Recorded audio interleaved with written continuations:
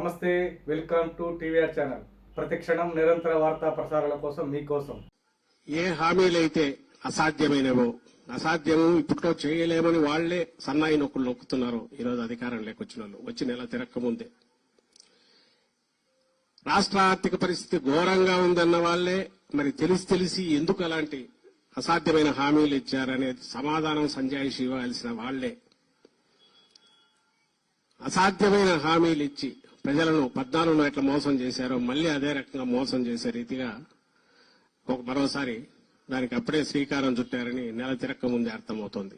నిన్ననే చంద్రబాబు నాయుడు గారు మాట్లాడుతూ ఈరోజు చూశాను పత్రికల్లో, ఇంత ఖాళీ అవుతుంది అనుకోలేదు ఖజానా అంటున్నారు. అన్ని ఇప్పుడే కావాలని అందరూ ఆశపడుతున్నారు, మరి కష్టమయ్యేట్టుందని చెప్తున్నారు. మరి 6 నెలల ముందు కూడా ఆయనకు తెలుసు ఇదే సంగతి. హామీలు ఇచ్చేటప్పుడు లేకుంటే లక్షల కోట్ల అయ్యే హామీలు ఇచ్చేటప్పుడు ఏ రకంగా ఇచ్చారు? ఇదే హామీల్లో ఒక 10% ఇచ్చినా జగన్మోహన్ రెడ్డి గారు సరిపోయేది కదా అని అనేవాళ్లు కూడా ఉంటారు. సరే, అలా ఇచ్చి మోసం చేయడము, ఒకసారి మోసపోయాక మళ్లీ మోసానికి శ్రీకారం చుట్టడము, ప్రజలను భ్రమలో ఉంచడం, అది ఆయనకు చెల్లింది. ఇప్పుడు వచ్చి మళ్లీ అప్పుడే ఖజానా బాగాలేదు కాబట్టి కష్టం అంటున్నారు. ఇది చూస్తున్నాం.